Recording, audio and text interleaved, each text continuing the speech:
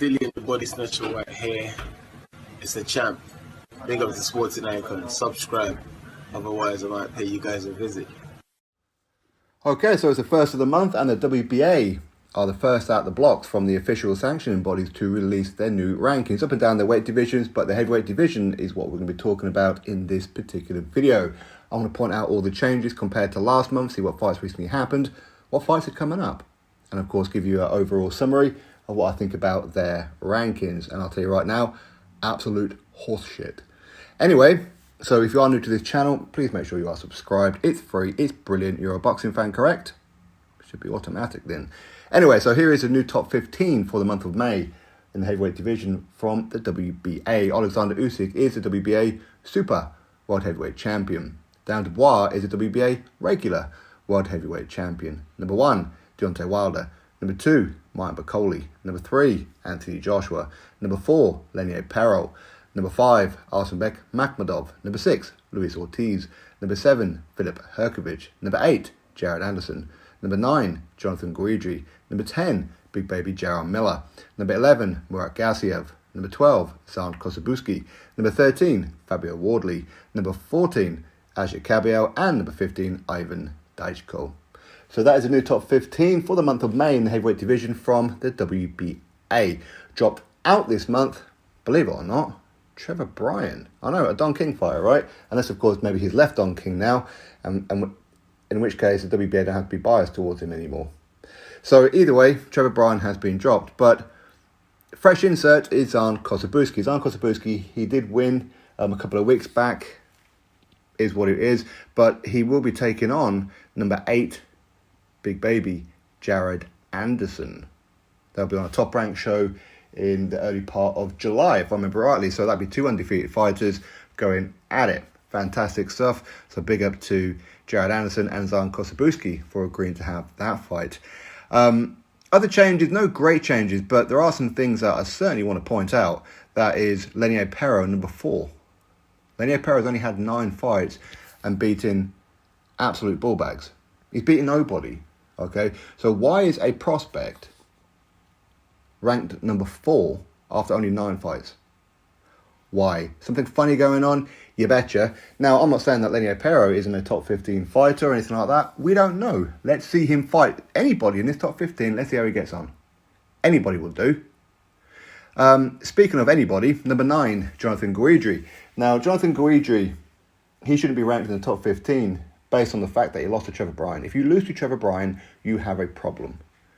Now, granted, he's a Don King fighter, so of course that's automatic top 15 place within the WBA. We understand that rule. But with Jonathan Guidry, I mean, I haven't seen anything from him that will suggest he's really good. You know, okay, he defeated a prospect who was 7-0 at the time in DeCary Scott. Okay, but Jonathan Guidry looks like he should be out in Texas with a chainsaw in his hand rather than a boxer. Okay, but anyway, maybe in time Jonathan Guidry will turn out to be something pretty good. I don't know about that. I mean, personally, listen, I wouldn't mind seeing Jonathan Guidry take on, say, my pal Stephen Robinson. Let's see.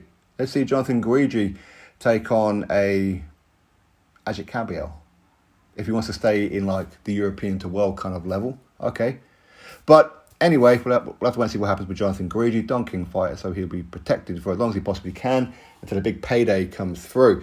Number 2, Martin Bakole, is disgusting. Okay, he defeated Tony Yoka. That was pretty good at the time. I gave him a lot of praise for that one. But since then, Carlos Takam has defeated Tony Yoka. So that makes that win not so good. Martin Bakole hasn't beaten anybody. The only time he really stepped up was against Michael Hunter. He tried to quit in that fight and got himself knocked out. So why is he ranked at number 2? He shouldn't be ranked number 2. Likewise, Wilder shouldn't be ranked number 1. But hey, former world champion, you can understand that. But Martin Bakole, who are you going to fight next? Are you going to erase that loss to Michael Hunter by rematching him? It's the ideal opportunity. Michael Hunter hasn't had a fight in how long? 25 years? Very, very inactive. Why not go after that rematch? This is probably your best opportunity to beat him. Don't be calling out people who ain't going to fight you, like a Dan Dubois. He's fighting Usyk. No point calling out Usyk. He's fighting Dan Dubois. No point calling out Wilder. He's fighting Joshua. No point calling out Joshua. He's fighting Wilder. No point calling out Dillian Whyte. You don't offer enough. You don't offer a world title shot, a mandatory position, nor money. Okay, so fight at your level and fight legitimate contenders. Luis Ortiz, number 6, absolute joke.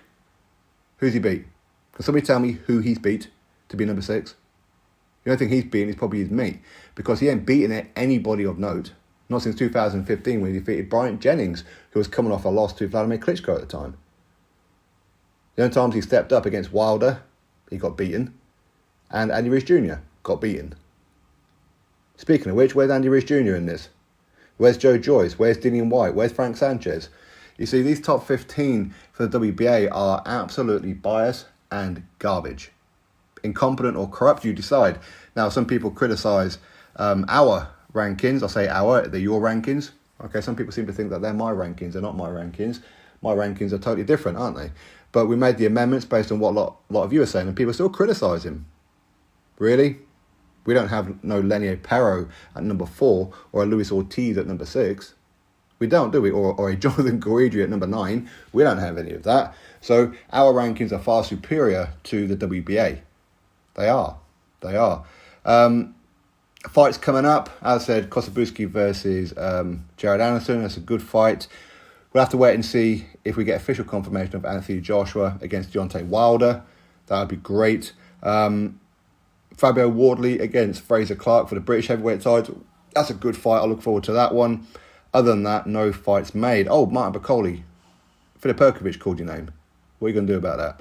Anyway, that is the top 15 for the WBA. Absolute pony as always. WBA, you're either charlatans, you're on the payroll of somebody, or you're just incompetent. But one thing I do know is you ain't very good. We know that much. Drop your thoughts below. Click thumbs up, subscribe. Catch you next video.